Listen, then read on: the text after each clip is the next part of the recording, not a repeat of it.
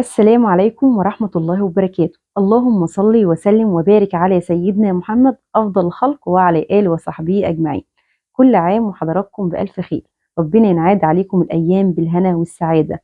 وأهلا وسهلا بحضراتكم في فيديو جديد.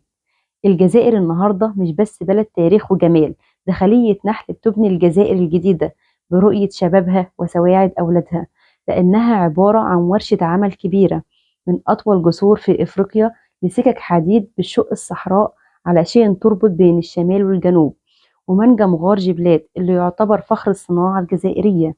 اللي أجمل كمان من كده إنك هتلاقي أولاد وشباب جزائري هم اللي واقفين بيبنوا ويعمروا شعب عاشق لتراب بلده، ومصمم جدا إن كل طوبة تتحط تكون شهادة على إرادتهم وسعيهم وجدعنتهم. شعب بيسابق الزمن بذكائه. وكمان يا جماعة في حاجة مهمة لازم أبينها في الفيديو. الجزائر بقت كمان بتصنع وتصدر وبتبتكر وبتعمل طفرة في كل المجالات، سواء سكن أو صحة أو تكنولوجيا. مشاريع عملاقة بتنفذها سواعد جزائرية علشان طبعا يثبتوا لكل العالم إنهم قد التحدي. تعالوا معايا في جولة سريعة هنشوف مع بعض النهضة اللي بتحصل على أرض 1.5 مليون شهيد. اتفضلوا معايا. ورفقة راح نشوفوا هذا الروبورتاج اللي أعدده إلينا الزميل عكاشة بن عامر اللي هو مراسل القناة الوطنية. نتابعوه وبعدين نرجع لكم. الأسوان الاستوائية نوفر لكم فاكهة التنين بكل أنواعها، أبيض اللب وأحمر اللب إلى غير ذلك من الأنواع. هذه المزرعة مختصة في زراعة فاكهة التنين كمنتوج أساسي، وزراعة فاكهة البابايا وفاكهة العاطفة المعروفة باسم الباشن فروت، وكذلك الحرنكش المعروف باللغة اللاتينية الفيساليس. نرحب بكم لتعريف بهذا النشاط الذي أصبح لديه إقبال كثير وفي نفس الوقت محتشم لشح المعلومات في الميدان. والحمد لله كانت بدايتنا في 2016 عندما تعرفنا على هذه الفاكهة، وبدأنا بتجربتها كمزارعين هواة من البذور والشتلات والعقل، إلى أن أعاننا الله ووفقنا في إيجاد شتلات محلية. ونحيي صاحبها الفلاح الهاوي من ولاية عين الدفلة. وكذلك بفضل دراستنا واجتهادنا جلبنا شتلات من الخارج، من البرتغال ومالطا، من مشاتي المعروفة، وأدخلناها بطرق قانونية وبتراخيص من الدولة التي ساعدتنا في ذلك الحمد لله. النشاط كان بداية النشاط التجاري أو الفلاحي كان سنة 2021 بالضبط في شهر أبريل، بداية بهذا البيت البلاستيكي الذي تشاهدونه خلفكم. كانت بداية جد بسيطة جدا، شتلات محلية، ري بالأيدي، لم يكن لدينا ري بالتقطير.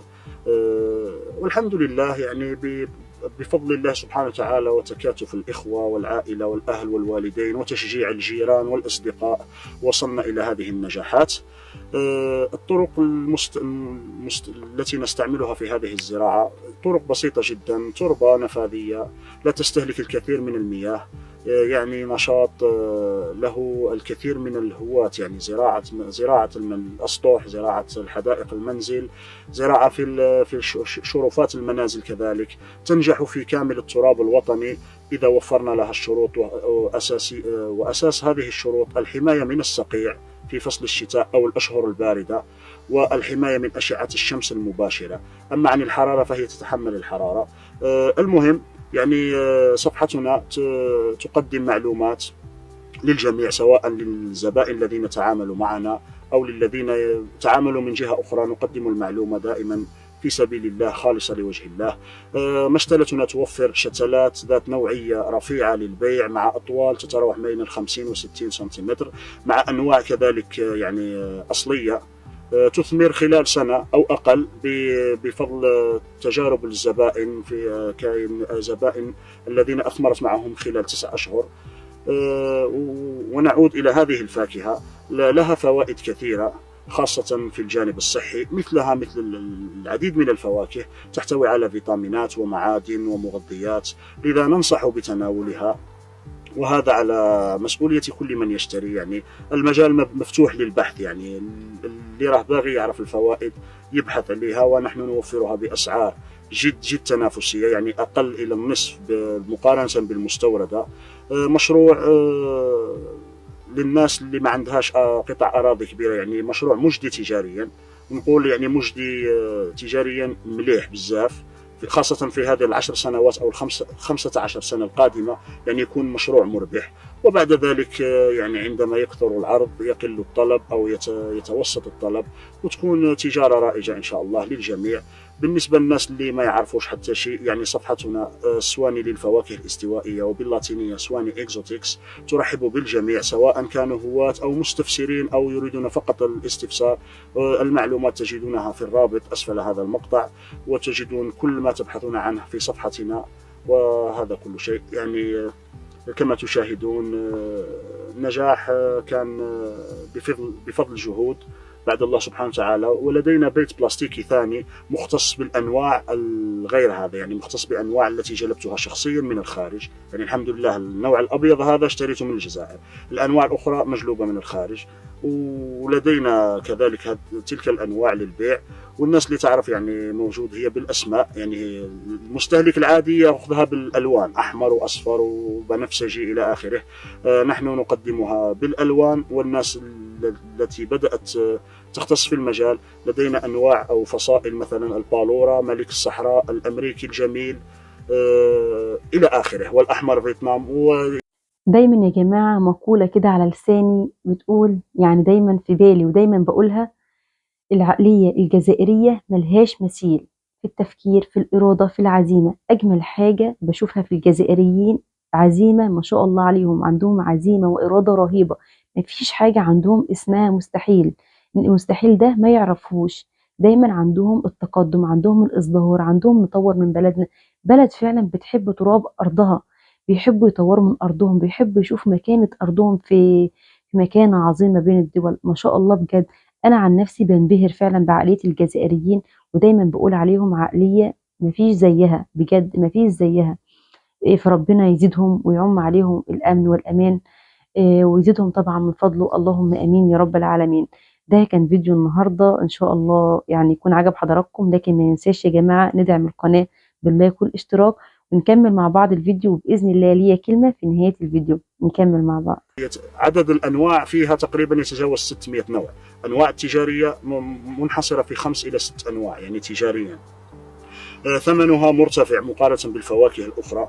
في الجزائر يتراوح ثمنها بين 3000 دينار إلى غاية 7000 دينار، يعني خارج الموسم، وأغلبها مستوردة. والحمد لله يوجد شريك جزائري مع شريك صيني بمدينة سكيكدا، ونحيي عمي صالح العبيدي بهذه المناسبة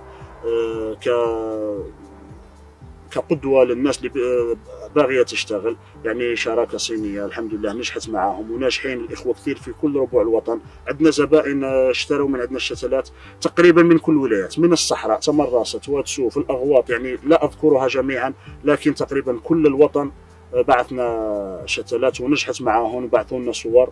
ونشجع الجميع سواء واحد باغي يغرس شتلة أو يغرس 1 هكتار. والصعوبات اللي لقيناها في هذا الميدان كبداية أنه صعوبات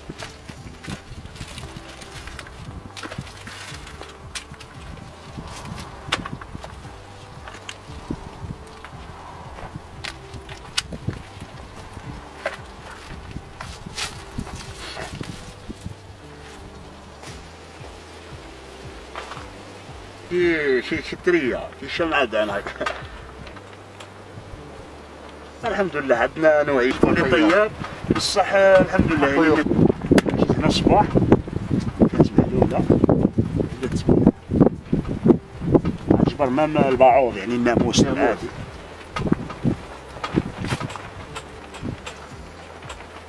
زهرة تاعها كبيرة ما شاء الله، وإن شاء الله نديروا صور في الليل. دي كانت جولتنا في أرض 1.5 مليون شهيد، الأرض اللي سقاها دماء الأبطال رحمة الله عليهم. دلوقتي بتبنيها سواعد المبدعين، وبيقدموا للعالم صورة مشرفة جدا للبلد العربي اللي بيجمع بين التمسك بجذوره وبين الانطلاق للمستقبل بمشاريع وأيادي وطنية. شعب بيحب وطنه وبيعشق تراب بلده، وبيشتغل علشان دايما يكون في الأفضل. تحيا الجزائر، ويدوم العز والود بينا وبين أهلها الكرام. وشكرا لكل اخواتي اللي بيتابعوني على الكومنتات الجميلة. شكرا بجد من كل قلبي. كنت معكم آية المصري، والسلام عليكم ورحمة الله وبركاته، في رعاية الله وحفظه، مع ألف سلامة.